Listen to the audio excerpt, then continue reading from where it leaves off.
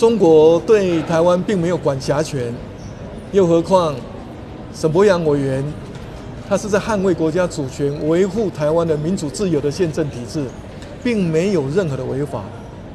所以我是非常期待韩国瑜院长能够站出来维护国会的尊严，也维护台湾人民言论自由，应该要率领跨党派的委员来声援沈伯洋委员。否则的话，今天的民进党的沈伯元，明天可能是国民党或民众党的任何一个人。另外，我在这里也要呼吁中国应该要展现大国风范，这种跨国追捕自由人士是不会为国际社会所接受的，不仅仅对两岸的和平发展没有益处，同时呢，也会把台湾人民越推越远。你好，欢迎收看《新闻面对面》，我是谢仲。来，一开始为你介绍今天要请到的特别来宾，左边第一位，康社立法委员林俊宪，大家好；资深媒体人李功南、黄创夏，大家好；资深媒体人陈东豪，大家好；右边为你邀请到的台北市议员钟小平，大家好；资深媒体人邵云夫，大家好；财经专家许清煌，吴哥，大家好。好，那对国人来讲的话，那风雨是不是过去了呢？那当然，你说留下来的，不管是花莲啦，或是像说啊，这所有后续的一些事情，那政治上的一些的责任呢？那许正卫两度的道歉，然后包括大家在检讨民意村的那个时候，包括水属那有没有相关的一些的责任？当然，你也看到经济部长龚明鑫哽咽的在帮下属讲说，他们多少个小时没有睡觉，但民众要看的是。过程当中到底有没有疏失的一些问题？天灾跟人祸之间，有了天灾，千万不要再加上人祸。但除了这个以外，对于国民党来讲，是不是在承受政治上另外一股风暴或是洪流呢？对国民党主席郑丽文在上礼拜六参加一个秋季以后，余波荡漾，一直到现在。好。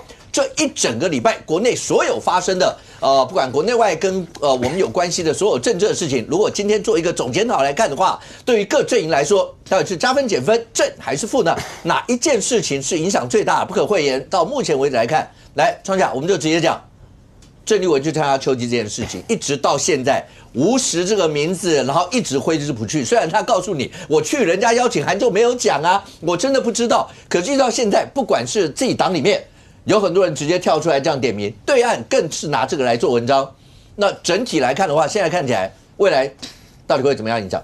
基本上呢，其实我看国民党看这么多年了，终于看到130岁的国民党脱胎换骨了。不败戒时，改败无时。这样的国民党难道不是脱胎换骨吗？对不对？蒋介石放到一边去了啦，现在是无时。所以无时把它拱在那边，而且呢，和解还真的有和解。你还记得李红吗？那个央视那个主播几年前骂那个王金平，国民党是要饭的。前2天他们的节目里面的主题叫做“绿营追杀，蓝营捅刀”。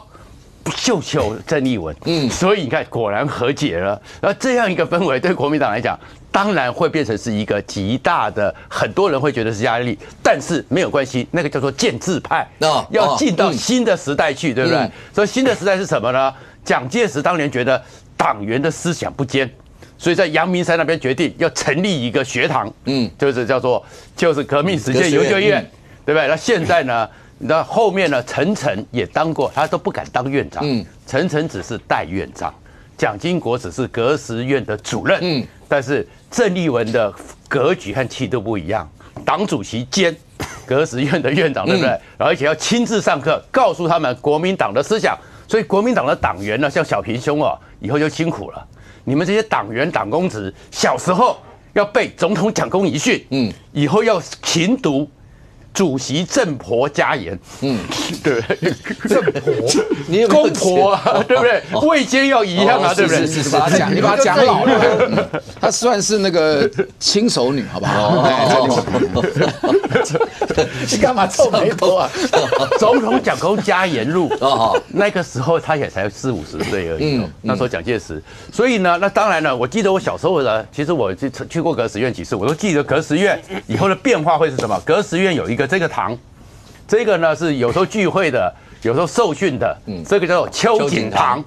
所以以后呢，革实院可以改盖一个无实厅，然后秋瑾我们都记得他的全命司嘛，秋风秋雨愁煞人，所以郑丽文我多么贴心，帮你准备好了。这个叫做传说中的无实的绝命诗，天意茫茫未可窥，悠悠世事更难知。所以以后国民党员都要这样子。可是你说这对国民党的一个，他被匪谍抓起来是没有押韵的，这个字很错很弱，这个做的。你这时候还在人家讲究押韵，来讲究押韵。以后你们看到了看不到届时铜像，只看到无实铜像了，你们搞不清楚状况吗？然后以后呢，国民党这公职受训要这个受训，郑家军要成立，然后你的党公职要受辞，可以在无实厅里面受辞。所以小平兄，你到时候就会看到无实在那边，天意茫茫未可知。然后选举要努力，对不对？人家白色的人可能会捅你的刀。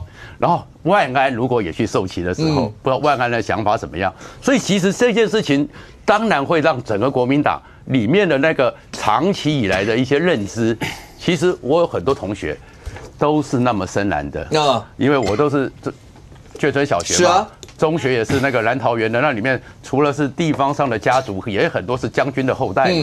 前几天的时候，大家就想说，哎，早知道让朱立伦留任会不会好一点？这个东西你就知道整个国民党内部里面的情绪和那个，所以朱立伦正在慢慢的被人家发现他的好处当中。可是这个情况之后，那现在还有让这个无实，这还是要有那个没有人帮郑丽文讲话，但是他们还是有一些人在讲嘛，说那个被邀请的那些什么团体，政治受难者的团体，这么多年来过去的时候，马场町啊什么的，陈水扁也曾经去过啊，马英九曾经去过啊，可是当时当然是一个政治受难，当然无实没有被标志，但是。整个郑丽文说他不知道有无实，无实不是主角，我们都现在也不用讲嘛，彩通里面无实就列出来，刚好有一个整个沉默的荣耀都写在里头，都写在里面嘛。所以这个时候你要去这个辩解，会让整个国民党，因为对很多国民党来讲，其实无实不是政治工作者，他也不是间谍，我讲很多无实就叫做背骨仔，尤其是对我们这种眷村小孩都非常清楚，他就是叛徒，而且他是自动自发的叛徒，他并不是像郭汝瑰，或是潜伏在蒋介石每次开会做了只距离4公尺的打字员沈安娜，那个是共产党直接派进来，慢慢的拉起来的，他是自己看到自己去找了共谍，包含来到台湾。连那个整个毛泽东、周恩来、康生都不知道无实来到台湾，是他来到台湾之后找了蔡孝乾那些人，把那些资料送去的，自动自发，所以叫做叛徒。那现在你把叛徒和那个政治工作者扯在一起，当然会让他们很受难。然后加上他们讲说是为了和解，确确实实我认识很多国民党的或眷村党大的孩子，对于所谓的政治受难，民进党一直拿白色恐怖那件事情，他们是心有不平，因为确确实实你去看白色恐怖国家档案里面，外省人被杀的也很多，而且呢，我们都有一些叔叔伯伯讲的故事，排长讲了一句话就被抓出去活埋，所以他们确确实实对这种情绪，然后民进党专吃白色恐怖是有这个情绪，所以郑丽文如果讲这个要去安抚，可是你谁不找？你找了，如果你去拜孙立人，大家觉得还有意见，大家觉得还有意思，你去看看张学良。大家觉得说你这个政治上的那个白色恐怖的那个也有道理，你就拜了一个无实。然后但是呢，郑丽文看起来还是继续往前冲，因为呢，他现在的一个麻烦是什么？他的麻烦是坦白讲，我相信郑丽文以前可能也不知道，只有像小时候像我们这种眷村长大又对国共斗争故事很熟的人，谁听过无实？谁知道无实？也许郑丽文事先不知道，可是你这样继续凹下去，他可以扯，可是国民党内部变得比较麻烦。就很多人是长期憋了，被民进党压着憋着，他们其实不在乎这个内容，只在乎说有人敢去呛民进党，所以这个时候他没有造成和解，整个是台湾的对立会更凶，国民党内部里面的矛盾会更多。不过还是和解了，因为李鸿再也不讲国民党是要饭的，是秀秀郑丽文。但小平是刚才创下有一句话说，但郑丽文还是一直往前走。就是对国民党来说，针对这整件事情需要做什么样的一个表态或什么？如果讲到目前为止，上礼拜六一直到今天，整整1个礼拜了，那国民党有出了一个包括要说明啦或者什么的，那个说明内容就是上下刚讲的。那他们主席就郑丽文不知道，那有无实或所有类似这些。可是这样说法真的就能够把整件事情能够洗乱指分吗？能够做到这个样吗？然后当有一些人像沈大佬都已经喊出。他才当选多久？正式就职是11月1号嘛，到今天就已经有人喊叫他辞职。虽然沈大佬也不是国民党员，但总是在媒体上有影响力嘛，都已经喊出像这样的。而且你往前看，在11月不知道6号7号，沈大佬还说出了那个郑丽文他的那个讲词铿锵有力，然后也完胜以前几任的什么什么。就现在突然变成这样，就显然这件事是有影响的嘛。可是对你们党里面，或者对郑丽文，最起码他或是他们相关的文传单位，就解释到现在 OK 了，历史要往前走，好不好？翻页了，真的翻篇了吗？我觉得应该这样讲，这些看戏的，包含沈大佬啊，包含这个为了要争取国民党台北市议员提名的啊这些新人啊，然后就开始攻击郑丽文。郑丽文不是不能批评，然后，那我讲，他上任就2个礼拜嘛，你看他接下来怎么走嘛？接下来我觉得定调方向比无实这个还重要的多哈。好，然后我讲一个人是最该抱怨，可这个人心胸最宽大，叫做郝龙斌。郝龙斌选输了，而且差距罗志祥的票被弃保之后，差距到50比35，就还蛮大的一个差距。好。那输了2万多票，不是应该蒋万安嘛？他是阿公阿宙不是我讲说党内，我们现在团结很重要啊。借由你的节目，是党内啊，党内对，那讲的含蓄一些嘛，对吧？对啊，就我们只支持保护中华民国的人，大概这个概念。好，那郝龙斌就放下，我说你放下了嘛？知道？我问他，我就坐他旁边嘛。那次他请我们有帮忙这些公职啊、市议员、立委。放下了，他说只是少康兄比较惨他说他有点同情他。对，他说我真的放下，而且他老婆很开心。那然后呢，他也呼吁我们要支持战斗蓝，支持郑丽文。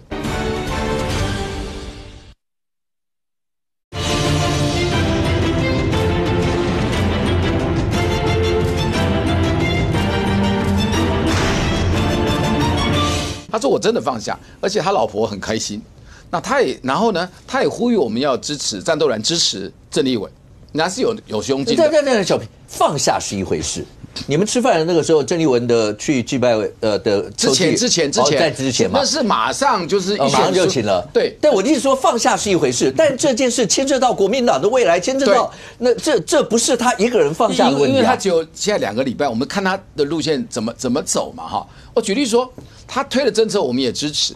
你今天是不是党要巩固领导中心？你看他怎么走嘛。那接下来他走偏了可以辩论嘛，党也不是不能谈的，主流非主流哈，可以谈。好，那他现在推什么运动，我们就支持他，我就支持他，至少哈，我是战斗蓝吧，我化成灰我都战斗蓝吧，对吧哈？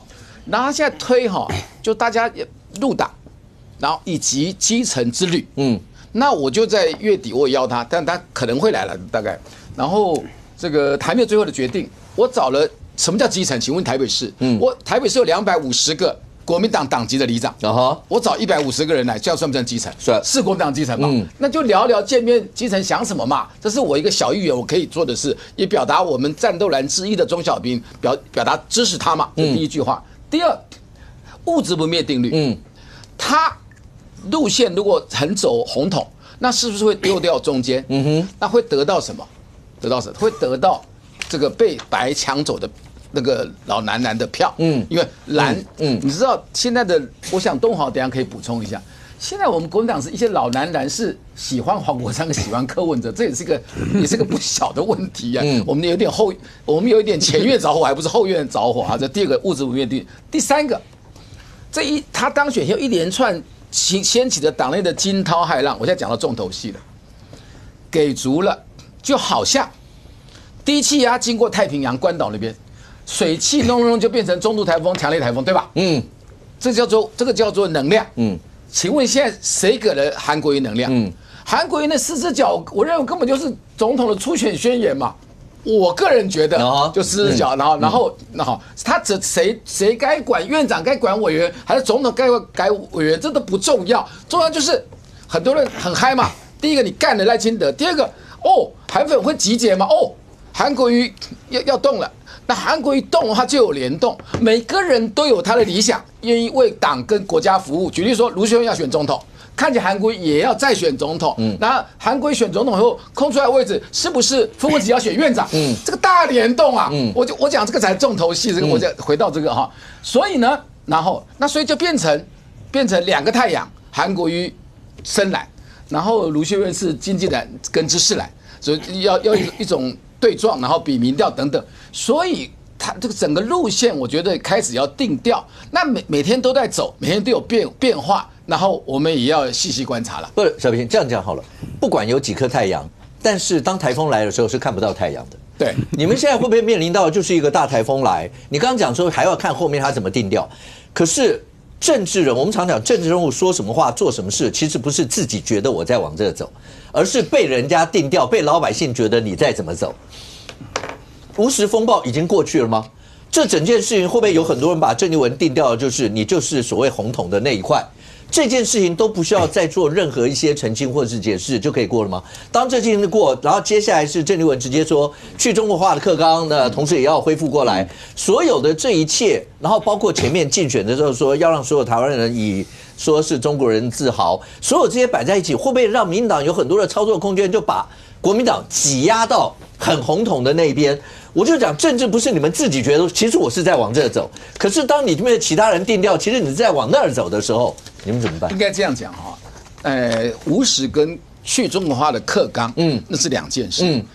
经济蓝、知识蓝、中华民国派也支持，就是你已经搞到开始，民进党执政去中国化，中国化不是2个是互不隶属的2个，你知道，就中华民国跟中华人民共和国，而是去中国化，是叫去中华文化。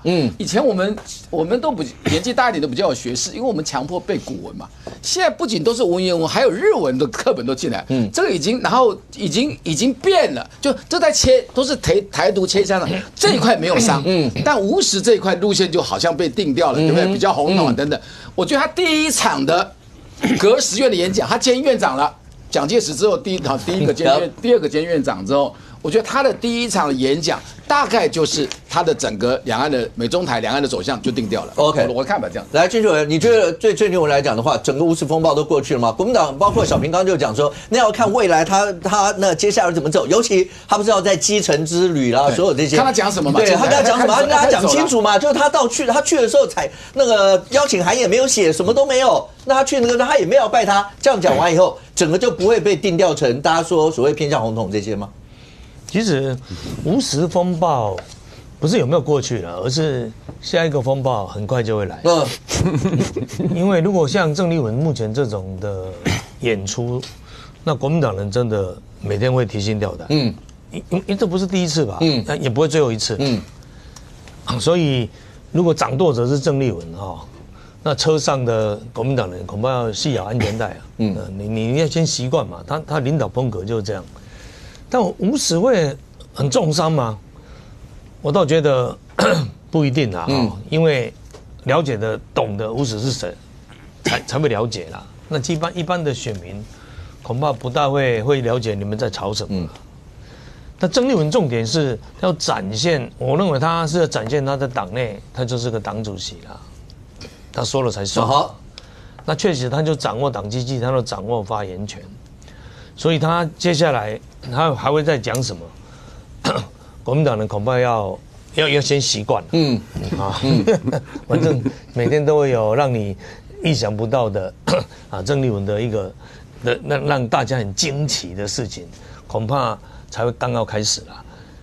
那其实对郑丽文来讲，他第一个对他党主席的考验基本上应该就是接下来明年的大选。那大选大概怎么分？一个提名过程嘛。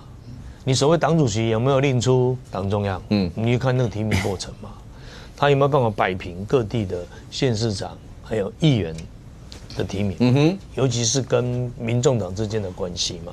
那尤其是在北部，因为蓝白之间的重叠，尤其在议员的选举，像台北市、新北市，这个是最严重的。那他当党主席有没有办法搞定？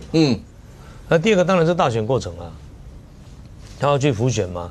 那这个人的行情如何，你就要看你大选的过程。好，就大家有没有争相的请你来，然后要站台或这些？以前马英九去拜访人家竞选总部被放鸽子，有没有？那个时候就大家怕马英九，你拜托你忙来，那就看大选过程，大概就可以看出各党派都一样啦，那个政治人物的行情嘛，你有没有受到候选人的追捧嘛？你预估呢？你预估郑丽文就在明年大选，好讲中南部好了，或南部。台南的候选人、高雄的候选人这些，但是他还是党主席嘛，你不给他去，他可以排自己的路线嘛，这是真的。我相信你很欢迎他去。对，当然了，是希望他多来。这个就是这个过程。那第三就是输赢的人就结果嘛。如果选不好，那你郑丽文目前状况一定会下台嘛。好，所以明年的其实是大选年啊，各党都要接受考验。那现在这些都是短暂的风风雨雨。那郑丽文到底有没有跟台湾的主流民意冲突？那如果冲突以后，对国民党的选票会不会造成影响？你看，就看最大的反应应该是来自国民党内。我看国民党几个大佬目前为止都还是观望了。我看也没有国民党真的实力派的人出来指责郑丽文。这是国民党一个传统啦，巩固领导中心嘛。现在讲话了就是沈富雄嘛。沈富雄算不算国民党大佬？也对，他不是国民党，也不算嘛。那赵少康呢，反而现在也比较收敛了。在我看起来，他比较收敛，他就跟黄国昌见个面，然后他又缓夹一下了，他又缓夹一下话，对啊，一下。只是郑丽文这样很清楚了，他开始要掌握国民党，而且他开始的所谓改革，就是从国民党的路线开始。这个到时候大家要注意了，因为毕竟国民党是最大的在野党嘛。例如他去祭拜吴石，第二个他兼了革命实践研究院的院长。那革命实践研究院他现在要革谁的命啊？而且先革开这些老国民党的命啊。如果革命实践研究院应该就是国民党的教育思想教育中心啊，你要教什么？教亲共吗？教国共和解？教对不对？吴石你都可以拜了，那革命实践研究院就已经不是以前的革实院了。那他未来的路线啊，会是怎么讲？他不兼的话，搞不好大家都忘记有这个单位，谁管你国民党的什么革命实践研究院？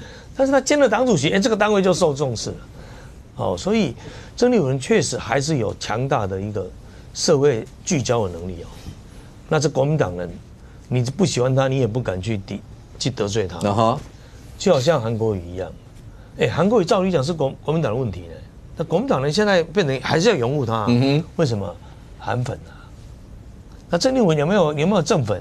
有啊，不然他怎么当选党主席？你要了解他是有强大的那个民意基础，不是民意基础，国民党内的民意基础，有强大的空战能力不管他那些网络侧翼啊，网军哪里来的？他确实影响到他选党主席的结果，他当选嘛。你现在谁敢批判他？那这批人就会跟当时的韩粉一样。但是当时谁敢批判韩国瑜？每个人国民党人也知道韩国瑜这个有问题。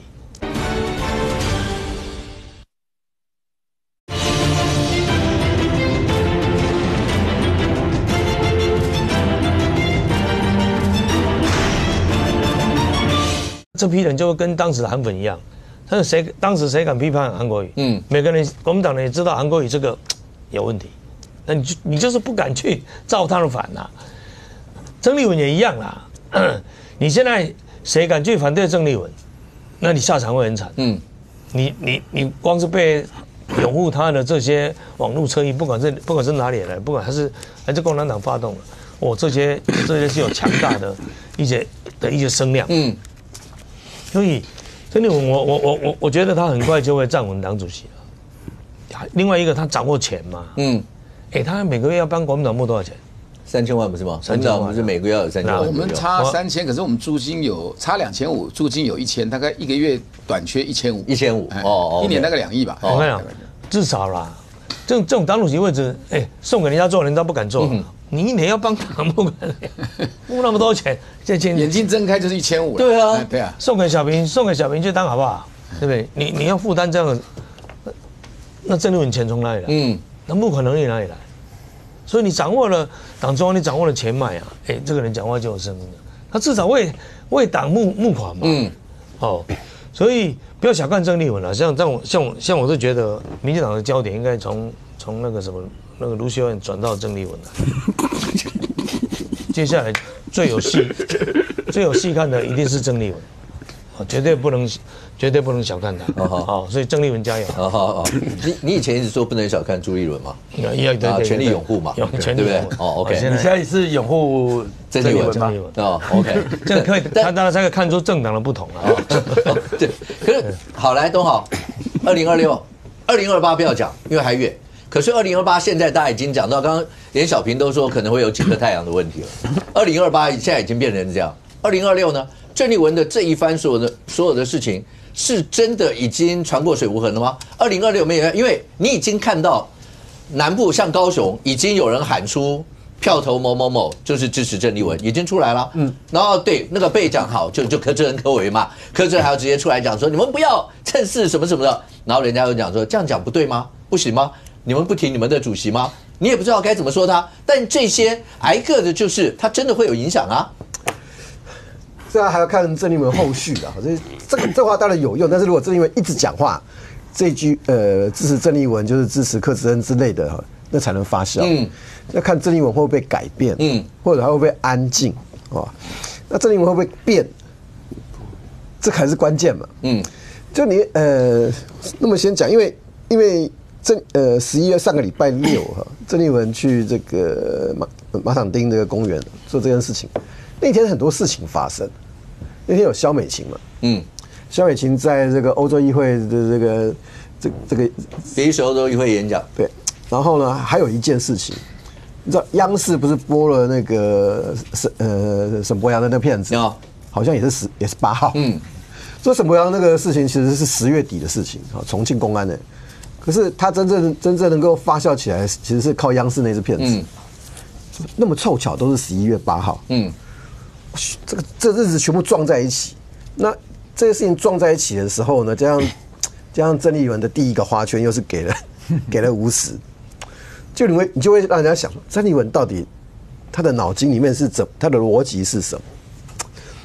因为跟私底下一些跟那个一些国民党朋友，我们私底下在聊啊，很多人在讲一句话：如果郑丽文的第一个花圈或者第一个动作是先去大溪跟头寮，会不会现在看的比较不一样？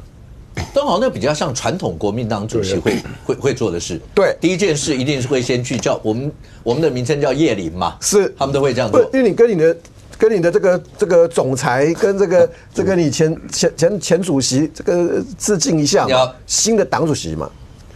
可是郑丽文的动作都不是嘛，所以现在的问题出在哪里？就是郑丽文会不会改变？因为连国民党的人大概都抓不住郑丽文。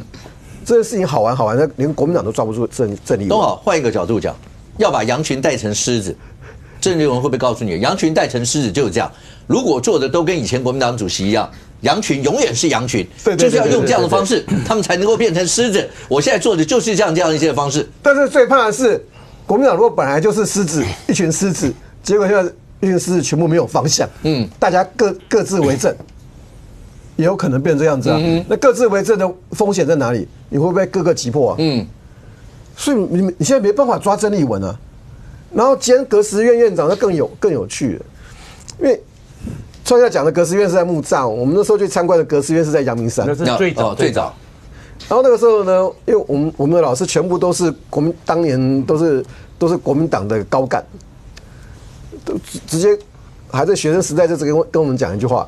就看革实院的时候，就直接讲一句话：那个你们以后如果有当公务员的，要升检任官，一定要先到革实院。升了革实院，1年后或者1年内，你就有机会。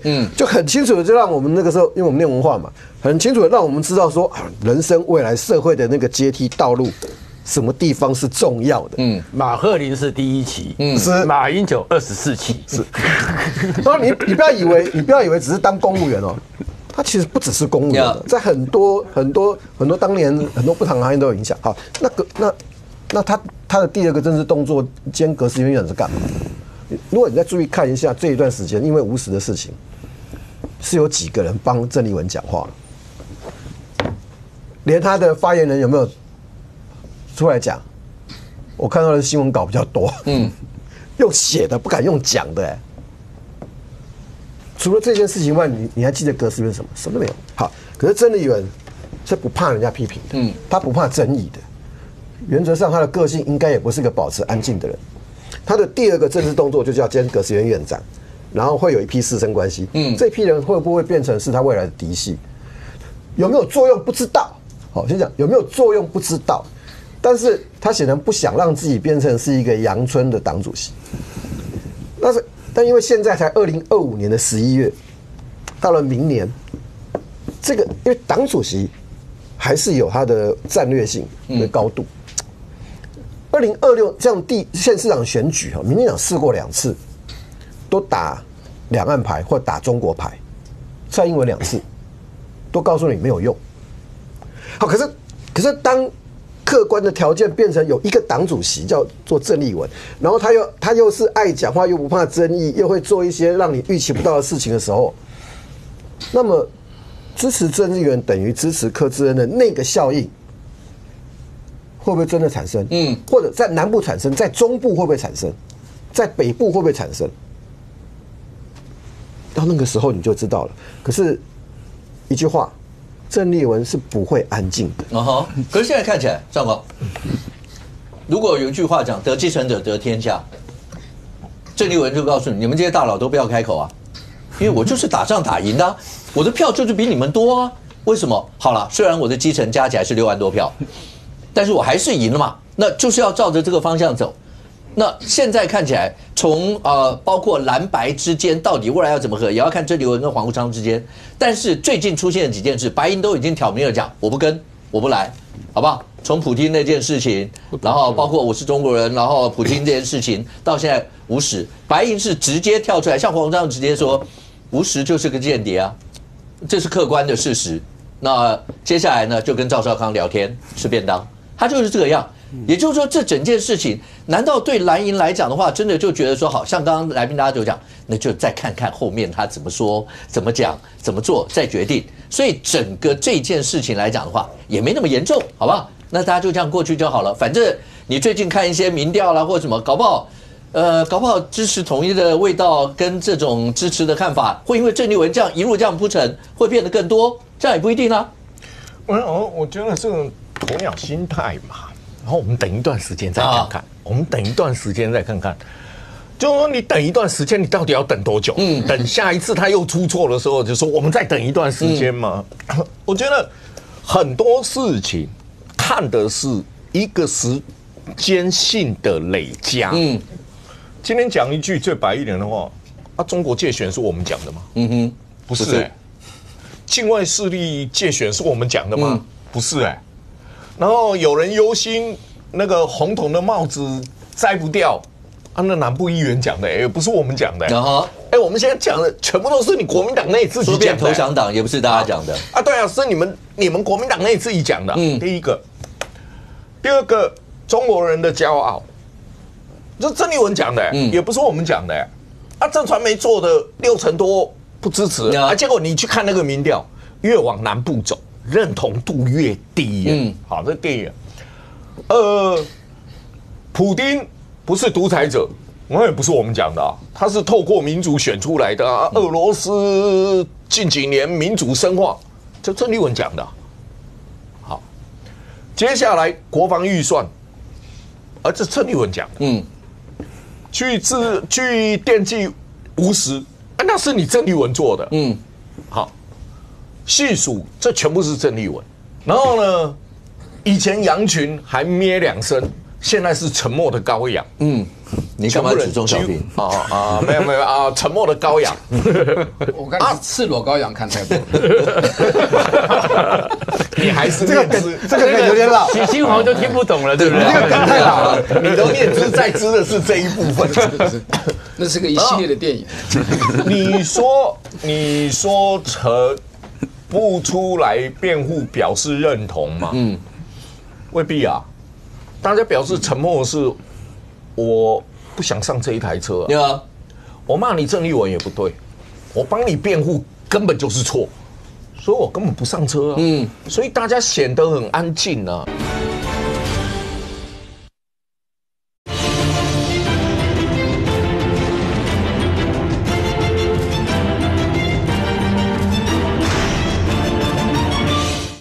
我骂你郑丽文也不对，我帮你辩护根本就是错，所以我根本不上车啊。所以大家显得很安静啊。当然，你说一路下来的叠加，其实一直在讲说啊，我们2028要重返执政，重返执政的要素是什么？你的选票要往中间选民靠啊，要往中间选民拓啊。但你现在看到的是往中间选民拓展吗？不是他是往后缩当然说深蓝没有什么问题啦，选举的时候深蓝就是但问题是知识蓝跟经济蓝会不会缩掉？经济蓝跟知识蓝会不会萎缩掉？现在问题不是中间是你们经济蓝跟知识蓝会不会因为这样子而萎缩掉？因为走出去，我支持国民党你支持郑丽文去祭拜匪谍吴石吗？吴石是谁？徐蚌会战出卖国军情报，导致于66天55万国军阵亡。讲完了以后，全部人都会傻眼。你看那个群组，就国民党内，以大概现役军人、大概退休军人的群组，骂翻了，骂翻了呢。因为很简单一件事因为这一件事情在军方里面，尤其是资深的军方里面，反应最激烈。当然，反应最激烈。而这里面有多少人当初是投票给郑丽文？因为这次其实军系很反他对，这次黄复兴里面分裂嘛。那你说这些军系里面，你说他投票的时候会不会投国民党？依然投国民党。但是他们也会反弹那至于说国民党里面的作为，我们每次一谈到国民党2028，屈指一算就那2个转来转去，一个台中，一个在立法院，就2个人在那边换来换去，换来换去，换来换去。但上公那个氛围会不会越来越？因为以前好，你说在尤其台中朱恩事件以前，或国民党这次党主席出来以前。大部分都还是定调，就是像卢秀燕市长是比较去一尊的感觉。但最近的讨论越来，就像您刚刚说的，那2个名字就拿来这个东斗西斗的，大家现在就变成这2个字在绕，那个氛围越来越变成2个人到底谁上谁下的这种感觉。现阶段就变成这个样子。对啊，然后党主席选举的时候，好像诸多人都把卢秀燕定于狱中，唯一一个例外是郑丽文嘛。郑丽文那时候选举的时候，这个是不能私相授受的事。然后选完以后，国民党人才济济不止卢秀燕一人。然后后面当然，韩国瑜的名字就被提出来了。那时候媒体还写3+1嘛。卢秀燕、韩国瑜、朱立伦+1是郑丽文嘛。当然你也看到，朱立伦的嫡系人马拼命的要帮朱立伦翻身嘛。还在细数他什么时候去过叶林，什么一大堆。人马是谁？人马是谁？跟你一样的直辖市议员，2个字，好吧，就在那边一路在那边嘛。但是说一句比较实在的话，就是说有卢秀燕跟韩国瑜2个人压顶，其他人都很难了，其他人都很难了啦。那当然，韩国瑜对沈伯洋那一段的讲话其实刚才他是讲4大支柱嘛，我们都知道。司法管辖权是主权的一部分，是主权的一部分哈。那韩国瑜你讲4个支柱，我讲韩国瑜的另外四句话。中华民国是我们的国，台湾是我们的家，中华文化是我们的根，民主自由是我们的宝。这4句话也是他讲的嘛。对。那今天你面对一个国会议员沈伯洋，其实你不管他的言论如何，你喜不喜欢他是一回事，是一回事。但当中华人民共和国说要通缉，以法律上通缉中华民国国会议员的时候，我只问一句话：韩国瑜，你的立场是什么？你的立场是什么？你的立场是，因为你要搞台独嘛，因为你们要怎么样嘛，所以你可以接受中华人民共和国的司法管辖权触及到中华民国嘛？其实这才是根本的问题啊！它不是一个蓝绿我们2个在竞争的问题，因为司法管辖权涉及到主权的问题。如果你说中华民国是我们的国代表你是拥有主权的，那这一部分你要去怎么诠释？但是很遗憾没有看到韩国瑜去对中华民国主权不容其他国家以司法管辖的时候来侵犯的时候，你的讲话又是什么？今天我们把沈伯洋换一换，如果今天不是沈伯洋，今天是国民党的立委，你韩国瑜如何诠释这一段？难道你也是，别人生病叫我吃药吗？难道你的诠释也是这样吗？因为这是一个司法管辖权，它是一个主权的问题，而且中国的做法就是把台湾为中国的一部分，向世界宣扬我要通缉沈伯洋。那要不要讲话？那我说累加啊，叠加，就郑丽文之外，你韩国瑜的回应，你加上包括翁小玲什么在国会的讲话，你所有累加的过程当中，从你们算来算去就2个2028的，包括其中1个的韩国瑜，加上你们不分区的翁小玲，加上你们的党主席，所有的东西叠加的过程当中，你认为这44%会去支持吗？这44%会去支持吗？然后没意见的12%会支持吗？然后维持现状里面又有多少人会去支持？难道你们只想的是这13.9%吗？不过现在看起来，青华，你可以看到最近出现的一些事，郑丽文会不会直接用另外一个方式？其实平常讲，鲨鱼理论最厉害的人是柯文哲，对。但是现在郑丽文有一句话，我们举几个例子。如果你们大家觉得无实这件事情会有没有什么影响，没关系，我直接公开的宣誓，去中国化课纲，那我一定要修回来，让蓝营的深蓝的或所有的支持者不要再去纠结在无实那一块了。我用这件事情拉回大家的心。第二个，郑丽文会 AIT 这件事，你看到蓝营现在有很多人又出来帮他讲，有没有？郑丽文赞 AIT 叫你去，什么叫做他可以来面试什么？郑丽文就是不去。然后变成 AIT 人要来国民党中央来跟郑丽文谈，而且偷偷摸摸从地下2楼。对，然后这就讲说有骨气，我们就是要这样，我就不跟你谈无实了，我不要纠结这个了，好不好？我就用其他的方式让你们大家觉得我郑丽文就是这样子，可以了吗？当然不行啊！为什么这样讲？就我先解释一下为什么不行啦。就是我听起来前面你看，小平听起来，蓝营听起来就很顺。对，我一个个解释啦，就是说第一个哈，刚刚我们现在前面义父跟我谈到说，郑丽文现在做的事情是叠加，那是什么样的叠加啦？要先搞清楚他在做什么叠加，因为至少我在看他在做的事情呢，你用很系统化来看，好，你看不管是从这个解释说普丁不是独裁者讲说俄罗斯民主已经深化，然后去讲说这个无实，等于说这个跟他有关的秋季的活动，然后我们在看到之后，在他主打说要让台湾人去讲我是中国人。这几件事情，我只问一件最简单的事情就是以年轻的族群在看的时候，请问对这一件事情的话，你不是连续在他们身上一直打上说我绝对不赞成郑丽文想法这样一个印象吗？所以同样的话哈，它的累加的部分是在这些事情会不断的累加，再加上哈，你知道我看到新闻上说他要自己到革命实践研究院当院长，还要授课。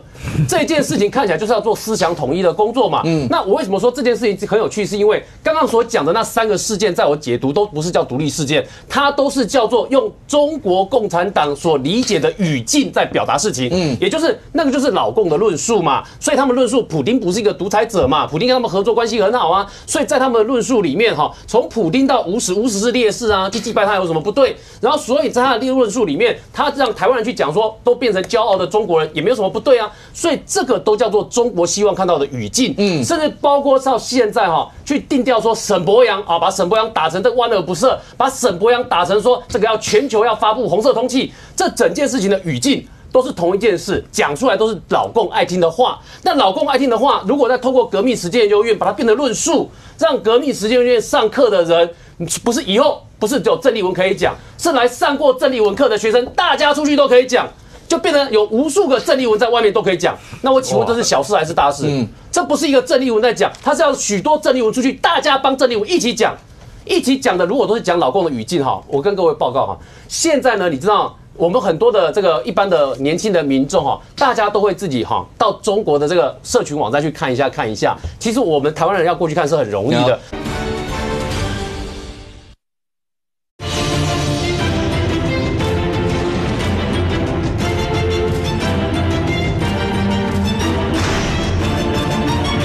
现在呢，你知道我们很多的这个一般的年轻的民众哈，大家都会自己哈到中国的这个社群网站去看一下。其实我们台湾人要过去看是很容易的。所以换言之，你所讲出来的主张，是不是国台办要讲的话？是不是老共在自己的内部要宣传的话？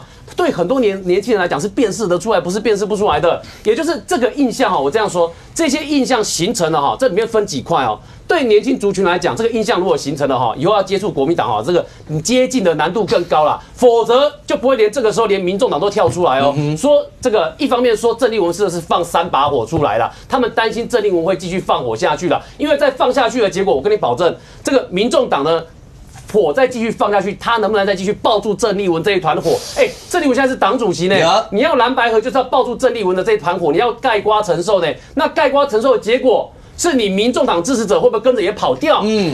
国内不是没有其他小党现在有机会去承接了民众党的这群年轻人哦。那所以这就变成说，对民众党来讲，他现在不敢接嘛，所以黄国昌直接说这是间谍的行为嘛。所以这就是为什么你可以看到民众党的反应，他根本不敢去碰，因为对于年轻族群来讲，一碰票就跑掉了。所以呢，这就是为什么我说这很像双面刃。一方面，你这看似呢是讨好了老共这边相关的言论，但是在国民党党内还有没有办法？你讲了这么多之后，用这个类似刚刚5哥所讲那些内容，把它给圆回来，恐怕都还是一个问号哦。也就是那个还是问号的时候，这一边的年轻选民已经跑掉了啦。所以它如果变成一个结构性，这是一个大问题啦。所以哈，第二个部分我们来看一件事啦，就是你看赵少康回来哈，因为现在都抓了沈伯洋打嘛，现在很有趣哦，这个。沈伯洋现在看起来好像蓝军打到沈伯洋，看起来蓝军会兴奋。然后呢，这个对于其他的这个年轻族群或是泛绿的来讲，好像只要打到郑丽文，他们也会兴奋。我跟你讲，郑丽文现在真的很成功达到一个作用。你到社群上面去看，大免失败之后，本来有一度哦，社群上面真的很多人是跑掉的哦，他真的不想看政治有关的题目哦。好，大家宁可去看股票，也不要看这个跟政治有关的题目哦。可是你去看。他们最近的言论刚好把这些人吹回来关心政治新闻哦，所以你看赵少康呢在发了一个图说，你们这个他说这个我们不是沈伯洋这一句话哈，被网友上去留言说，你们当然不是沈伯洋，你们全是郑丽文。这句话大家听了2天，对不对？可是大家要看的是哈，下面你有没有发现，在按爱心的有6406个，就这个留言有这么多人认同哦。下面还有人帮他直接把赵少康原图改成，你们当然不是沈伯洋，你们全部都是郑丽文。国民党的党魂叫做我是中国人，直接把它放上去啊！我是中国人不就是郑丽文的政见吗？他自己的主张啊。所以你看下面几乎都是类似的留言。那更好笑是在中间这个部分哦，他说哪像你啊，哪像赵少康跟蔡正元。跟丁宇都是89，意思就是说他们在一些蓝营支持郑丽文的人里面，蔡正元、赵少康被打成绿少康嘛，打成跟89是同一种人嘛，所以呢都被打成是他们同路人啊。那这就是你看到在质变的状况，就类似的政治的分量在他们里面讨论回来了，而且被激起来了嘛。然后呢，你看。借选这件事情，以前喊借选的都是国民党的，但是因为这是赵少康自己喊借选，所以你看这个年轻人，这一看就是年轻人的口吻嘛，你就是叉叉中共借选的老头对吧？好，那叉叉那2个字不好听，所以我们节目上不讲。可是他讲的话就很清楚的告诉你说，你们就是自己出来讲，国民党党主席有被中共借选嘛？你们都知道这是大问题嘛？但你们现在党主席做的事情就是中共想看到的事情嘛？因为中共要看到的事情也很简单啊，在沈伯洋身上贴一个标签，然后呢，在八炯跟闽南郎身上再把标签放上去，叫做。这个就是我们讨厌的人，然后呢，他就违反了这个反分裂国家法，老共自己定的嘛，说两岸还是敌对关系啊，所以啊，这就是很有趣的。你会发现在这里面，郑丽文的行为啦，就是到底他在国民党内造成什么样的质变？因为国民党政治上的变化，大家现在很安静，好，大家在观察局势。但是年轻人的讨论的热络程度是看得起来，那个在翠上面是已经回来了啦。翠在大罢免之后冷静了一段时间，不是那么热的情况，最近都被吹回来了，而且按赞数都相当的高，浏览数也相当的高。所以这就是讲郑丽文带来的化学变化，不是只有在蓝营这一边啊，是在另外一边已经形成了啦。然后再来沈伯洋这件事更有趣在哪里呢？那个红色通气哈，5个红色通气这4个字，你知道？上次我们在节目上讲到他的时候，是2019年、2018年的时候，在谈中国呢要宣传打贪腐、反贪腐的时候，对全世界的中国贪官发射红色通缉令呢。那个一开始是要，然后那个中国的中宣部把它拍成一部大戏，就叫《红色通缉》，然后在央视上架播出呢。换言之，那一部大戏当初那红色通缉用着，全世界都知道这几个字了之后，现在是把红色通缉拿过来，把它同样的搬到沈伯洋的身上，他是红色通缉的对象。那其他人，然后国台办出来讲话，什么不忠不孝，然后呢再搭配这个其他人再出来说，这个沈伯洋以后不敢出国。讲人家不敢出国，然后结果人家出国，现在说这个是你还没有遇到中国公安，中国公安下次遇到就会把你抓起来。这整个事情他是真的想要去抓沈伯洋，还是他只是意图把它打成一部政治上的大戏之后，产生威慑跟恫吓的作用，让你相关的人跟沈伯洋类似那个一样立场的人不敢讲话嘛？所以他看起来是在做这个操作寒蝉效应的效果嘛？所以他才更进一步的把八炯跟闽南郎打出说要悬赏这件事情，悬赏这件事，武哥，你知道，像我们在看，我最近都在研究中国最近的 CPI 状况。你知道我看到悬赏这件事的时候，这个一整个笑出来，想说这个为了闽南郎跟八炯这个悬赏奖金，这个100多万，你知道泉州的地方政府要发100多万，现在对中国地方政府财政是有多困难的？因为中国这几年房地产不好，土地出让金的收入不多，那地方政府要靠什么来收财政？把水费、电费、天然气、油费，然后把地铁、那个高铁跟公车。他们叫3车4表，全部通通涨价，涨幅一度最高可以高达60%呢。所以地方政府缺钱缺到这种程度，还要为了闽南郎跟那个陈柏元2个，为了闽南郎跟八炯2个，要花100多万去通缉他。你觉得这个情况有可能吗？所以它的实质作用不大，但是看起来象征的恫吓作用比较强。所以呢，同样都是在做大戏啦，只是未来在台湾里面这些戏我刚刚所讲完的，在未来几个月如果这个郑丽文相关的跟中国一致的语境的故事变多了，情节变多了，恐怕这个对于这个国民党来讲啦，这个是好事是坏事还很难说。但是对另外一边本来就不是那么喜欢国民党，或是对国民党不见得那么有反感，但是你这种剧情叠加多了，恐怕这中间选民的疑虑也是会增加的了。现在委员看起来，韩国瑜院长是借着沈伯洋委员这件事情，直接去刚小平讲说，那摆明了感觉上就是起手式2028，把所有这些就借着这件事情，然后把高度也拉到直接跟赖清德这种对口，然后生活直接要求什么拿掉台独党纲啦，所有类似这些，所以这就是在未来国民党2个太阳的故事的开始。但是比较有戏的还是郑丽文因为毕竟他是党主席那韩国瑜是立法院长，他很多时间还是会在立法院。不过大家要注意那韩国瑜讲的其实跟郑丽文的方向是一致照理讲，你中共来通缉说要抓捕我们的台湾人，而且甚至是立法委员那应该是不分党派，大家都要反共吧？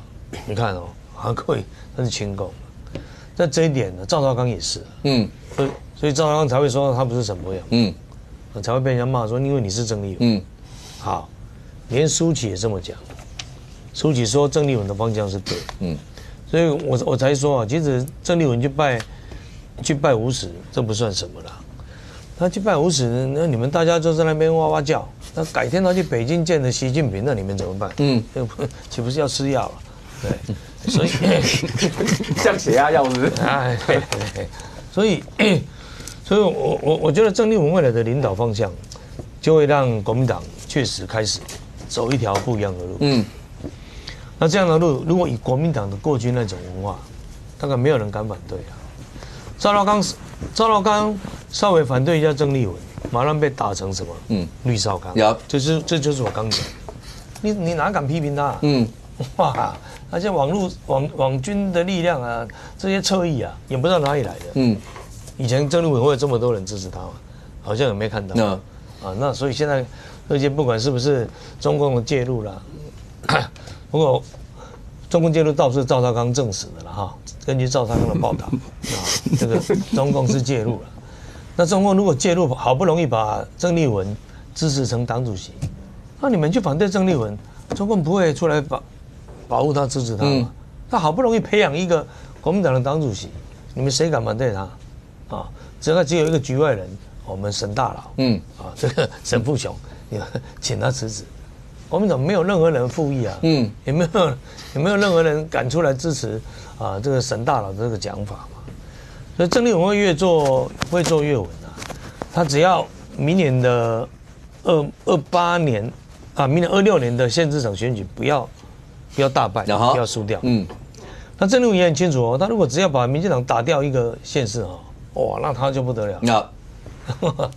他很清楚他的政治行情那个时候郑丽文就未来那恐怕就不可限量。只是他现在的这个路线会不会冲击到国民党的政党支持度？这个我们要再看因为选举有时候你党的支持度会超过你的个人的条件。那大家懂我这个概念吧？就你如果这个党的支持度掉的时候，你那个失败会连续跨县市好几个县市的选举，你都会受到影响，因为你的选民要么不出来投票，要么就投别的政党。民进党在过去几次县市长的大败都是这样，都政党支持度先掉下来。那郑丽文目前这几个亲共的行为会不会？我认为，如果国民党内部没有人敢很明确的去反对他的，郑丽文会越来越敢走自己的路了。你看连钟小平都不敢太去批评他了。钟小平算是国民党的良心了。使党主席是党员是天经地义。钟小平都敢打民主多元政党。对啊，他都敢打死柯文哲了。你看国民党的良心都不敢去批评。这没有国民党党政。所以大家注意看了，我认为郑丽文他现在越做越起劲了他才刚开始而已啦你们大家就还是赶快啦，赶快习惯他的领导风格了安全带绑好，是这个意思但创下国民党真的未来就是好，第一个在郑丽文带领之下，军选委员会直言他说他就会越来越冲，会一直要这样。那他难道不会因为要选举的关系做某种程度的修正吗？或是他也要顾虑到2028，现在看起来大家现在已经是2个名字浮现上来，所以对国民党未来大家都要选边站吗？而那选边站的过程，郑丽文现在的表态跟如果知道军选委员讲说他觉得韩国瑜跟郑丽文在表态的那个方向是一致的，那他们这样就会变成一对了吗？其实国民党现在真的变得很有趣。我们前面讲脱胎换骨是有点cos的，对不对？是啊，大家都听得出来。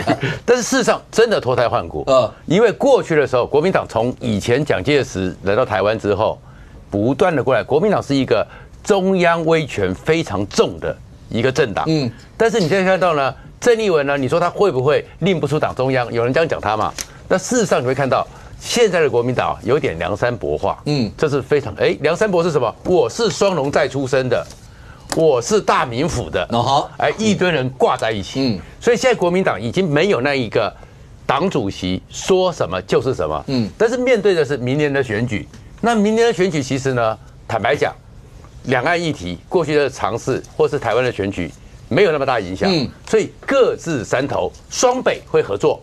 那双北呢也不需要靠黄国昌，双北有个黄仁勋在，对不对？双北自己走自己的，然后双北也下去辅选，创造点人气，然后呢再过来呢，桃园张善政坐在那边稳稳的，那也是他自己自成一格。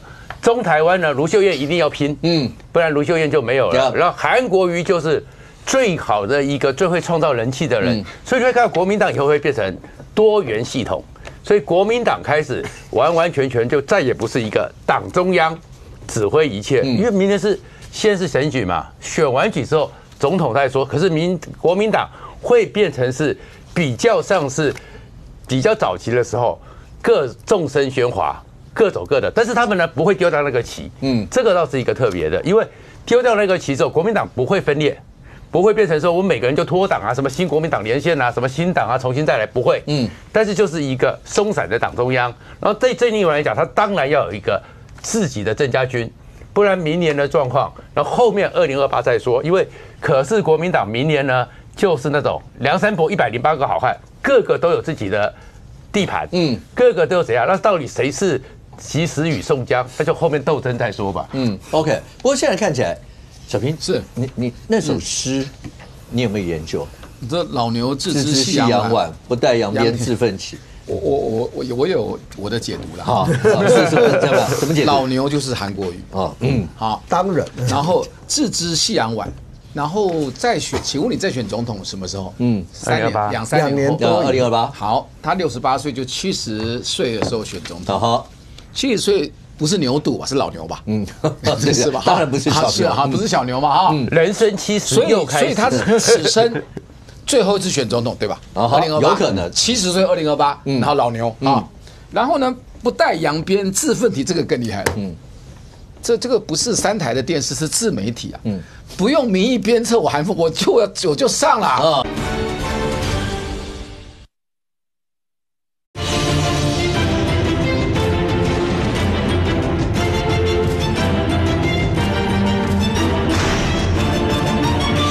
不带扬鞭自奋蹄，这个更厉害了。这个不是3台的电视，是自媒体啊。不用民意鞭策我韩凤，我就上了。我的解读是只是这样的。好，我就把这2个这个签诗解读完以后，然后他又很有趣，再回头，请问赖清德是不是公卫专家？是啊。然后呢，他说自己生病要别人吃药，什么意思？你赖清德搞台独，台独就是病。你搞台独，搞一边一国，把中华民国两岸搞得这么危险哈，台湾这么危险，你担心的病了，那坏的药引是什么？台独党纲，止痛血未拿掉，然后还要我妈吃药，我是个健康的体质，中华民国立法院的院长叫我吃什么药？好，那所有的药引是不是从沈伯洋开始？请问你呢？这个就是被韩国瑜算计到了。请问你沈伯洋是不是立法委员？是。然后立法院大家长声援他是理所当然。然后这是一个虚拟的场景变成一个实境秀。怎么说？请问你西班牙有没有通缉江泽民活体摘器官？到江泽民死了也没怎样。沈伯洋会因为老公推荐，除了沈伯洋的就是请归请起来以外，他真的会被抓到或路上被暗杀吗？不会，他只要不去老公的地方，什么香港、澳门或亲老公的地方，对不对？那所以这整出是个虚拟性，可是各自解读。赖清德想要这个来做抗中保台，讲一边一国。赖清德的，然后韩国瑜这个小聪明，外省第2代眷村的小孩，我也是眷村小孩，然后送上门来讲了这么妙的，自己生病要别人吃药，就可以从沈伯洋那个虚拟的这个事件。也不会被老公枪毙抓起来，转成我能够选总统的一个康庄大道红地毯，很聪明啊！这个韩国瑜他讲了四个支柱，他是从吴敦义那边偷学来的。他讲4只脚，吴敦义讲4个支柱，其实内容是一样的。因为他很多年，我听他讲大概100遍吴敦义10几年前哈。他第一个就保护中华民国，第2个保护民主自由，然后第3个，然后维护美台关系，第4个维护两岸的和平。他说一个桌子4只脚很稳嘛，只剩1只脚，美台是好的，所以第3样维护美台关系，他是给他正面的，给赖正面的这个，可是一个桌脚断了3根，尤其搞台独，只剩1只脚，那怎么弄？就他就正面，我跟你宣战2028，我要跟你对决啦，很清楚，这个实在太妙了，就韩国瑜的聪明机智是超乎我们的想象了。OK， 但是顺空，白银现在到底在想什么？黄国昌到底在想什么？黄国昌到底在想什么啊？黄国昌，我觉得他急于蓝白合的问题。有人说他是等着郑丽文把国民党搞垮，然后呢，他在这个地方他更有游刃有余的空间。当然了，国民党如果郑丽文继续搞下去，当然反射性，可能白银就会从国民党里面捞到的票数会多一点，这样想哈，会多一点嘛哈。但是终归而言，就是说，你的最终目的是要什么？你说议员吗？其实多捞少捞，你只要算得精准一点，其实都还好。那重点蓝白合里面唯一的关键就是县市长嘛，县市长嘛，因为你议员你没办法，议员就兄弟爬山各自努力，各自努力嘛。反正以台北市为例，你各区都要提一个嘛，那就各自努力了嘛。但唯一一个是县市长的问题嘛，县市长的问题，蓝白合与蓝白分开来，其实在有些县市会有些差别嘛，有些县市有些差别。你看黄国昌去见这个赵少康的同时，周宇修在电台上面的访问，3月，那个火车时间到了就开了，好，那开就开吧。那你们火车时间到了，你不开，那你就摆在那边嘛，啊，那你可以看得出来，你把这2个去对照的过程里面，你可以看得出来时间的限制，然后郑丽文还没有打算要找你，你跑去跟赵少康，其实某种程度上你可以，我比较主观了。就你民众党急了嘛，而且黄国昌最近越跑越多，跟赵少康的时候讲说那个民调啊，只要是蓝白合，不管他或川博都会赢。然后他接下来又讲说，而且他跟川博呢相差不多。那就是要告诉所有蓝白的群众，不管我或川博有一个人就一定赢了。那接下来我再跟你，我就跟你对赌嘛，就赌那个民调，我想尽办法拉过来，我只要赢你，那就一定是我啦，就没得讲啦。简单的一件事，这叫做提名过程中我跟你谈判呀，就是说他是一个他想要营造的是谈判过程，他不是要跟你说，哎，国民党聪明一点，国民党要回一句话，可以啊，我们各自完成党内程序，我提完名以后，你们民众党提完名以后，我们再来做民调，如果国民党是这样玩法的话，其实黄国昌就没得玩了，你就把他玩死了。黄国昌就没得玩了嘛。国民党只要讲说，你自己做了民调之后都已经输了，干嘛还要争？不管不管，就说我也会赢，他在营造一个我要跟你谈判提名的筹码。如果国民党是真的跟你说，我们玩程序啊，我们各自完成各自提名程序，各自都完成提名以后，我们再来做2阶。这差别很大，这跟大家1阶就把2个摆在一起是不一样。这不一样哦，这不一样，这完全不一样哦。因为你1阶摆在一起的时候，你国民党的票源是可以留的，反正都同党了。但你提完名跟我提完名以后，2个党的时候，你国民党的，这不一样哦。两件事，这不一样。你可以看得出来，黄国昌想什么？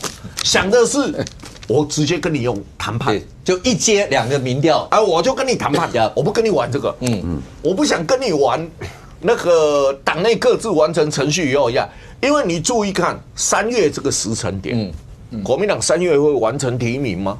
不会，5月吧，大概5月，不会。所以我把时间压长的是，我们透过谈的来决定，不想走后面的程序，因为很简单一件事嘛，走后面的程序，22个县市，我国民党一摊完的时候，那就摆在那边说，我提名这些了，你们22个县市要不要拿出来看？那白银可以提得出22个县市吗？可能，而且他就挑县市嘛， 21个帮李志川站台的时候，他就挑县市，一定是这样子玩的嘛？对啊，他就挑县市，他就挑4个嘛。对，挑4个，就来比民调嘛。对啊，挑4个，不管你挑几个，我们就来比民调嘛。那你注意看。急了，那当然吴宗宪有说嘛，一定会见嘛，我们当然知道一定会见的，重点是时间的问题，不是一定会见。你明年年中再见也就没戏唱了嘛。可是我刚讲白银到底在想什么？因为黄国昌最近动作很多啊，包括立法院。我发现中华民国最勤奋的是立法院哦，对不对？因为他们又要延会这一届，对，这一届，然后又要延会，是，然后接下来一直延到上次我们说无缝接轨，接下来又是个无缝接轨吗？那个1月31号，因为要延到1月31号，下一个会期是2月1号啊，2月1号啊。好，哇，原来你们这么认真。对，延会又不开会，他延会又没有议程，他又不开会，好，这根本就是政治动作。还有谁没被起诉啊？延会不是重点，好不好？延会开不开会，对国民党来说，对民众党来说不是重点啊。上一次延到8月31号，多少委员会在干嘛？对，考察，对啊，考察，也没会可以开啊，就考察。那一段时间大家在研究，你为什么要延到8月31号？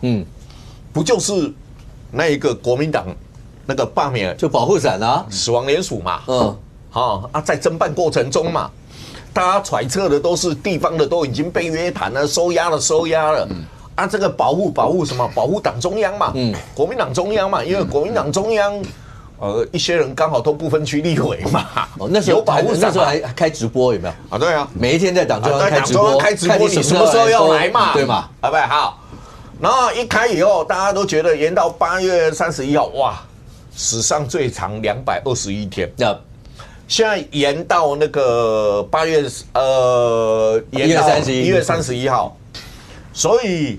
总共到8月31号会期中总共是365天，我还没加2月1号又要开始那一个会期哦，至少到5月底嘛，所以一轮上来，当然是说，其实你说延会啊，现阶段有没有必要性？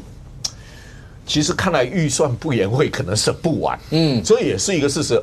回过头来看。第一会期的时候是大家都就任嘛 ，OK， 用质询啊、审法案延到7月中，第二会期延到1月21号 ，OK， 如果大家还记得的话，是1月20号立法院的总预算3读，那为什么会拖这么久？就高金素梅一怒，就那个禁罚条例一拍桌子以后，退回程序委员会以后，就在那边撸来撸去了。那你看到这一个会期，国民党的理由是什么？就是义消人员、军人加级，你没有编 ，OK， 现阶段又在你来我往，那大家在揣测一件事，上一次是为了国民党保护伞，那这一次延会是为了预算还是为了保护伞？不要忘记一件事哦，黄国昌的案子在侦办哦。可是他2月1号也不是啦。对啊，他在侦办啊。然后第二个，他的2年条款，做好做满，因为有一个最大的问题，如果休会，立法委员的保护伞是休会期间没有，是会期中 ，OK。所以如果不延会，一宣布休会。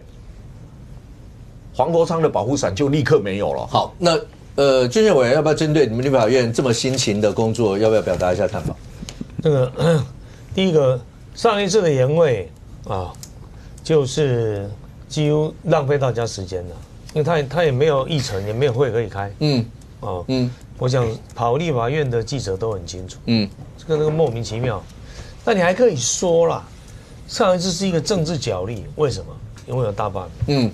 所以他必须保持一个国民党可以随时通过什么法案的一个状态，或者是立法院有什么必要，他可以赶快来集议会。那你这次的必要性在哪里？也不清楚了。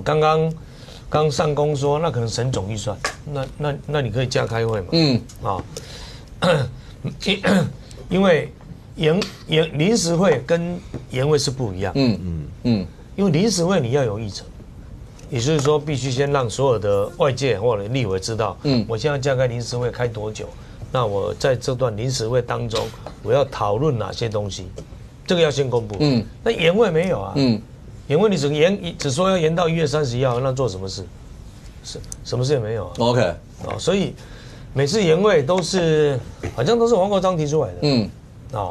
他不知道是不是要表演那个嗡嗡嗡那个好像自己很勤快，但你又不来开会，又没有会开，所以我觉得，除非有什么特定的法案我们没看到，不开会也可以不开庭，或者是说像刚刚应该是上公猜测的，那本身有没有什么样的，或者是哪一个要掩护哪一个人，让他有那个司法保护伞，这个我看很快就会大家就看清楚。那当然除了这个以外，其实看起来那凤凰台风的风雨是不是过？可是留下来的是大家现在回头去看，是不是在天灾之外很多不应该发生一些事情？上下明利村，你光看那样，对，当然你说像陈金德政委有讲说，其实就算有一户被淹水，那水利署长也应该道歉，2户也应该道歉。那官员愿意要为这负责，当然好。但重点是在水利署长对着镜头说的时候，他说了：“这是我们的疏失。”这句话疏失在哪？道歉，身为父母官，不管你是中央的、地方的，对于明末发生，你当然应该都要有这样的心有同感，然后应该要这样。但是当你说出疏失的时候，老百姓就民意村的人就会觉得，你们都说是疏失，那我不是活该倒霉？基本上呢，愿意讲疏失，代表他是愿意负责任的嘛。而确确实实呢，如果说今天是其他的地方，你那个整个水冲出来，然后你才发现说，哎，水又多了。但是有一段堤防，我这个时候还没处理好，所以造成的从那边出来，所以是现在是原来是佛祖街这一边，现在是对面的民利村。这个时候就会变成是确确实实，大家呢会对你的整个检讨和针对会更多，然后或者是呢，又有个堰塞湖，前面300公尺，然后水出来之后，然后你估说下午4点又变1点多，而这个时候大家还是会有意见，所以当然大家都很辛苦，我们也相信这些在第一线的人调了30个车子，赶快要想办法去救。沈明星这2天不是出来帮那个55个小时没有睡觉，不眠不休，对，不眠不休，就撑在那边，但是55个小时之内，民利村的村民他们是提心吊胆，他们的不只是不眠不休，那你为什么他们这件事情大家那么有意见是？如果不是马太安溪，像是苏澳，你苏澳是这次雨这么大，宜兰你也没想到这么大，然后平常的时候突然水下来，然后大家还会想说啊，这个东西那个始料未及。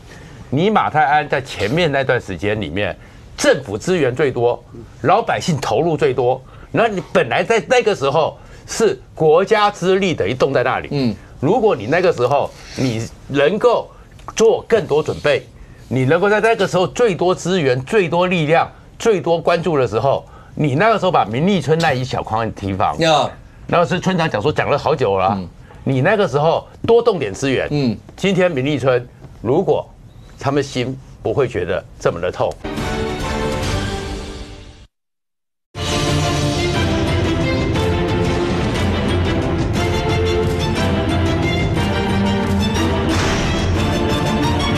然后是村长讲了好久了，你那个时候多动点资源，今天民利村如果他们心不会觉得这么的痛，然后整个的会又有堰塞湖，而且那种堰塞湖的恐怖，然后那样一个恐惧，然后你这时候估你就应该料敌从宽，对不对？而不是到了临时，所以然后就突然之间又变4点变1点，停班停课，上班上课又变停班停课。造成大家不方便，那当然了，确确实实人没办法定胜天。可是你那个时候，如果我们从工程的角度来讲，安全系数，你在这个非常时期，你还在用平常的安全系数，当然会造成大家的一些意见。而这个时候呢，经济部长是没有必要，因为他既然讲话，然后是疏失道歉，其实我是觉得老百姓台湾看了也就先处理完毕再说嘛。你还要讲说55个小时不眠不休或怎么样？你这个时候没有办法帮着这个水利署长疏解他的压力，反而会觉得你这个经济部长讲这种话，很多人会觉得心里更不舒服。但清华，我们这样来看，因为中央到地方，我不管你是中央官、地方官，那只要有疏失，都应该要被检讨。对，这次花莲从上一次光复一直到现在，民意村好，许政委道歉了，那2次的道歉，当然大家就在讲说，等了这么久，你终于道歉，可是过程好，你也看到民义村这个地方，水利署长第一时间就说有疏忽，大家是道歉，民众会怎么样看待所有这样的一些的过程？因为那就像民义村这个，不是没有很多人，包括村长一直呼吁，然后包括立委发函，包括纪连成讲了说要特别重视什么什么，但显然最后还是发生这样的憾事啊。对，我先让大家看一下啊，就是说这一次对于民义村的这个民众来讲，因为那个堤防那个地方呢，看到这个破口的部分是很明显的啦，所以等于说这一件事情哦，再怎么样，这个当地的民众一定都看到水从这个地方漫到村子里面来，这个是客观的事实啊。所以在这件事情上面啊，你如果还要说哦，我们的官员这个时间很辛苦啦，去多做类似这种事情的叙述的话，对不起，这个对民众来讲，民众只会觉得我比你更辛苦，因为我是当下的受害者，所以这种类型的话哈，对于实际上的救灾不但完全没有帮助，而且人家会觉得这个是叫讲废话，所以这是不需要的，这是第一个要说的。那第二个要讲的是说这件事情，其实水利署署长因为他们其实第一时间被问到的时候，其实他们就承认这是一个疏失，因为我刚刚给各位看这个图呢，那个上面的那个堤防的破口，那个根本没什么好争辩的，所以水进来那个时间没有把它堵起来，那就是一个疏失，所以等于说这件事情呢，这个。怕不是怕犯错啦，怕的是面对错误的时候你的态度是什么。所以等于说水利署长的这个道歉的这个态度其实很重要。他承认是疏失，承认完了之后呢，在后面该怎么弥补，然后后面该怎么去做修复，就知道他应该要有的行政程序去走。这个其实补起来了，我觉得对于民众来讲啊，这个总比你好过在那边强辩来的好。这是第二个。那第三个，为什么说这个徐正伟道歉这件事情，他跟水利署署长这个承认书这件事情，两件事情对照一起来看，你就会发现这里面这个徐正伟在过去这一段时间引起的当地民众抱怨为什么这么多，是因为这个大家都知道，这个有错赶快认错，赶快道歉，后面赶快补救，这才是正确的态度。但问题在徐正伟整件事情里面，他一直都大家都没有看到他道歉的讯号啦。然后呢，到这一次的凤凰台风的时候。你知道这个花莲当地的民众真的是骂翻了。你去看徐正伟那个脸书下面，为什么这样讲？竟然把说台风这个要放假不要放假，然后说中央应该有个 SOP。五哥听到这件事情我都惊呆了呢，因为我光是在五哥节目上面讨论关于台风假要不要放的 SOP， 节目上我们秀出来的手板跟讲过的程序已经讲了 N 次了呢。所以呢，我们这边不厌其烦的再让大家再看一次台风假。到底停止上班跟停止上课的标准是什么？这个很简单的三个标准。第一个标准，风力的标准有没有到？平均风力7级以上，阵风10级以上可以放。然后呢，水第二个是水，也就是降雨量，这个平地达到350毫米，山区200毫米就可以放。然后第三个是最重要的。徐正伟在跟中央要 SOP 的时候，我就觉得我真的惊呆了，因为。在放假标准里面，各县市都一定都有这个部分。第三点就是说，因为受地形雨量影响，交通水电中断，影响到通行上班安全的时候，你就可以放假了。换言之，风力、水利有没有达到标准都没有关系，你地方政府评估会影响到安全的时候，你就可以放假了。结果这一件事情呢，你知道这个徐正伟因为在那个第一时间呢，他们还是要继续上班上课。光复乡光复乡还有600-700个民众在避难所，请问他要怎么上班上课？这个是正常逻辑我们就说，你知道你还有民众在当地在避难，而且人数高达600-700人，你就知道上班上课正常的这个决定是有多荒唐。所以这就是为什么民众的留言几乎都非常的生气骂说。这个红色警戒你要不要停止上班上课？你要等中央的红色警戒。结果中央红色警戒没有解除，你竟然可以恢复正常上班上课，怎么会有这种道理？然后你看民众的留言还在告诉你说，这个是要怎么样恢复上班上课？你看在避难所的明天要怎么上班上课？人还在收容所是要怎么去上班？然后在收容所怎么上班？这些都是民众的话然后最讽刺是这一句呢。这一次台风看到最多的是这4个字，叫咕噜咕噜在每一个没有对啊，每个县市都咕噜咕噜对，就每一个没有放假的那个县市长下面留言都会出现咕噜咕噜这2个字，这是表示民众要不就是车子泡水，要不然人泡在水里面，所以才会用咕噜咕噜这4个字。咕噜咕噜变成是民众没有放台风假的时候呢自嘲的这个拿来的用语啦。但是五哥这里面真正让人家觉得比较这个我觉得比较遗憾的是说，这个徐正伟在花莲夫妻2个执政这么久的时间，怎么会连在光复这个地方，他要正常上班上课跟不要正常上班上课，他跟其他县市最大不一样，就是有这600-700个在避难的人呢，你怎么会不知道？然后花莲县政府给大家的解释是告诉大家，因为有产业发展需要。这句话我说实话，五哥。要放台风假跟不放台风假两难都是在什么呢？都是在说企业一定是不希望放台风假嘛，老板会觉得说我这样有亏损嘛，但是对员工来讲希望放台风假嘛。但是你们花莲跟其他县市不一样的是，你那边那个地方是灾区，你的光复乡是灾区，你还有民众正在避难，所以对你来讲，产业这两个字不是可以拿出来的。何况在光复那边的产值跟像双北这些地方来讲，有那么大的落差呢？人命难道不是他当地应该最优先的考量吗？小北是我们常讲一句话，民意如月亮，初一十五不一样。对，但其实他还是可以找到一个归循，就是好。从大罢免以后，蓝营气势非常非常的高涨，然后觉得这一路摧枯拉朽这样。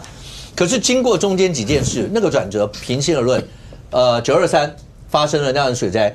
治理或是在处理的过程当中，中央跟地方之间，老百姓会看，那这不是只有花莲在看，所有地方都在看，所以这一次包括出现所有这些，大家就在比较看，不只是看道歉的态度，看处理的态度，包括对民意的积极度各方面。所以这次的过程当中，你说为什么最近几份的民调，包括蓝营的这种什么民调，有开始在往上走一些，某种程度它也是因为过程当中出现了这几个像好，从花莲到台中朱温，类似像这些，所以对国民党来讲，这是另外一种警惕啊。是，上次震传媒前一阵子有做个民调，就是对于这个花莲的上次水灾嘛，大概40%是地方要负责，县长，3%是中央。民意如流水是翻来翻去的哈。我讲这次有新的这个叫明利村的水灾来了哈，上百公顷31亿户被淹掉等等。有一句话叫巧言令色，嫌疑人。我跟你讲，谁是这个小人呢？就是水利署长林元鹏。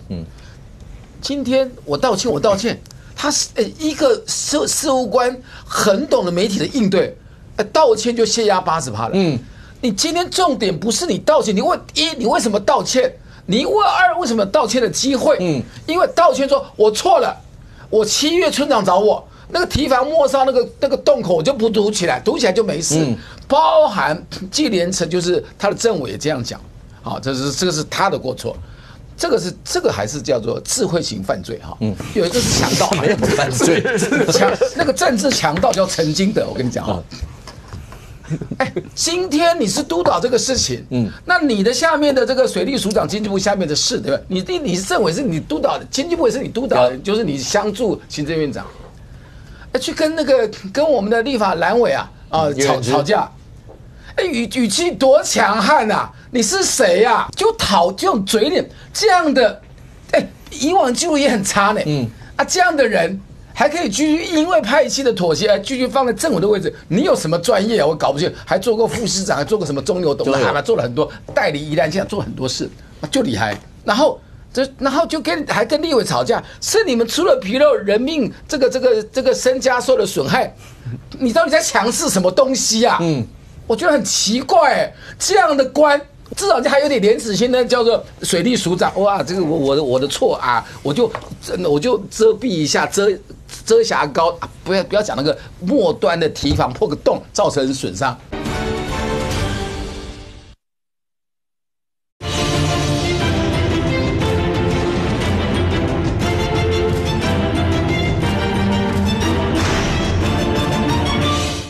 还有点廉耻心呢，叫做水利署长，哇，这个我的错啊，我就遮蔽一下，遮瑕膏，不要讲那个末端的堤防破个洞造成损伤，这个是谁啊？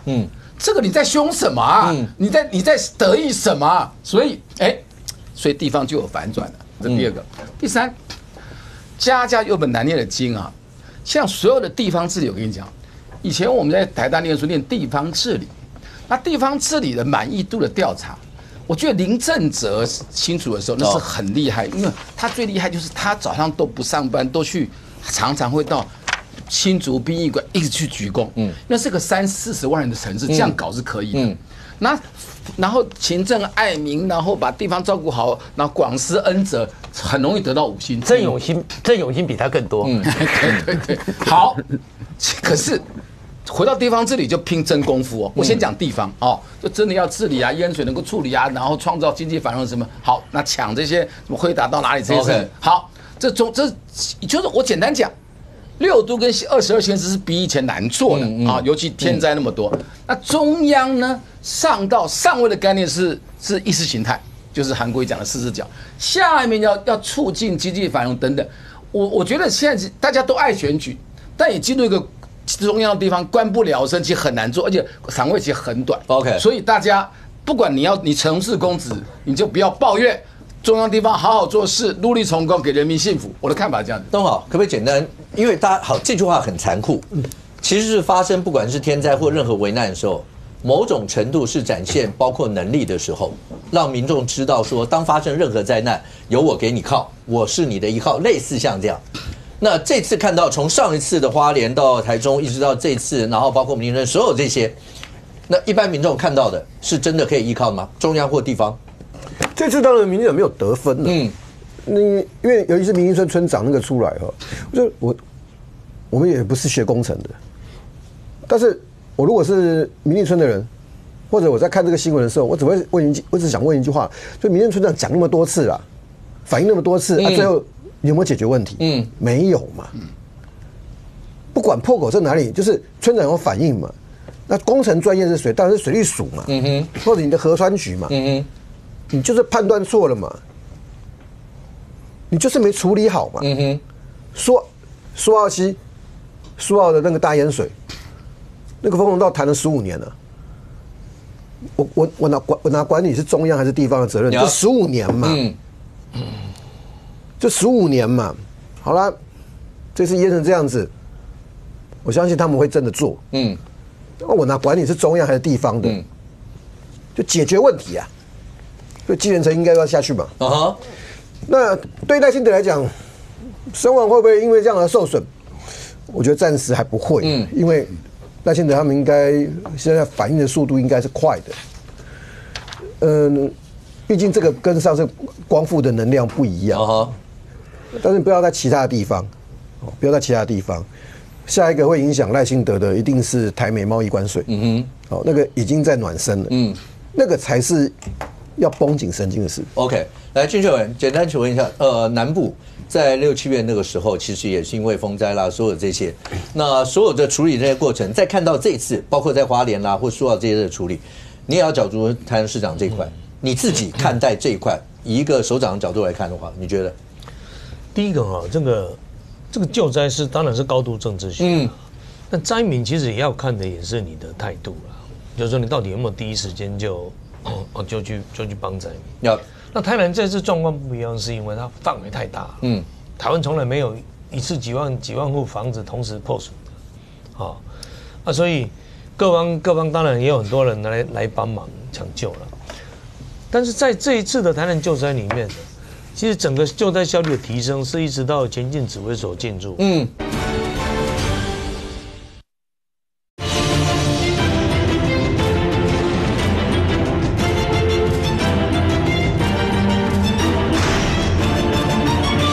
救灾是当然是高度政治性，但灾民其实也要看的也是你的态度啦，就是说你到底有没有第一时间就去帮灾民。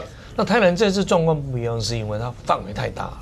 台湾从来没有一次几万户房子同时破损的，所以各方当然也有很多人来帮忙抢救了。但是在这一次的台南救灾里面，其实整个救灾效率的提升是一直到前进指挥所进驻。那陈进德是指挥官，他当然在台南的救灾指挥做得不错了。对整体的那个效率就很明显的提升了。所以我觉得，第一个，你就是在有没有办法在很混乱的时候立刻掌握到重点。因为每个灾民的需求都不一样。那第二个，那就是你灾后的重建。那现在台南在灾后重建，行政院也很快的，因为我有建议他啦，我说你怎么补偿当然都不可能100%补偿到灾民的损失嘛。但如果国家还有行有余力，就你再检讨一下，那目前所剩下的资源还够不够？那么再关怀一下灾民，让台南市的灾民不要觉得说过了三个多月了，要让大家感受到政府没有把我们忘记。所以他最后他有听我的建议，他有每一户就不管你，就是说不管你灾害损失多大小，就每一户再补贴2万块。其实你当然你这个就是一点心力的一个补助。让大家了解到说，政有在关心我们。但台南跟花莲的状况当然有一点不同，因为台南就当然在很快台风就离开嘛，但是花莲是因为它那个堰塞湖啊，它那个危机一直都存在，那不知道什么会有爆炸。但没有关系，我觉得也是政府的态度啦。你水利署到底有没有尽力？那你这一次的像民立村，那你所谓的疏，那你要讲清楚。你不能只有道歉。那你应该说，那你什么地方没有做好了？我是觉得有时候三民就看你说，你是真心的有反省。那这种给外界的感受又不一样。那陈进德跟叶元之在那么互相的讲话，陈进德不是为自己辩解。如果说他今天为自己辩解，那可能你会觉得，哇，你跟立委在那边谈，吵起来。陈进德是为水利署帮水利署有一点确实是帮水利署讲话。所以这个陈进德辩解并不是变成他自己有错事呢，他自己不承认，并不这个状况是不一样。所以你觉得不应该小平不应该骂那么重？对，应该骂那么重。他很坏。烟云护也要道歉，一两回的，他小平是化解那个郑丽文的压力。对，烟云护要道歉，一两回要道歉，然后是要替那个缓颊，因为他督导的那个水利署长，然后这种就是那种强势的道歉。我要问你是末梢的皮房的缺口造成损失，你讲的话干嘛？你知道，就这语气又坏嘛，那看得很讨厌嘛，这样。对于所有的老百姓来讲，其实刚刚来宾也都有提到，要看到是不管你是中央或地方，哪一个官员态度最重要，好吧？那以民为先，像这样的一个态度，对国内来讲的话，政治氛围，那包括国民党主席郑丽文上礼拜六所有的秋季的一连串的后续，未来还会怎么样？我们大家拭目以待。非常谢谢现场所有来宾，也非常谢谢观众您的收看，谢谢你们，我们下周见，拜拜。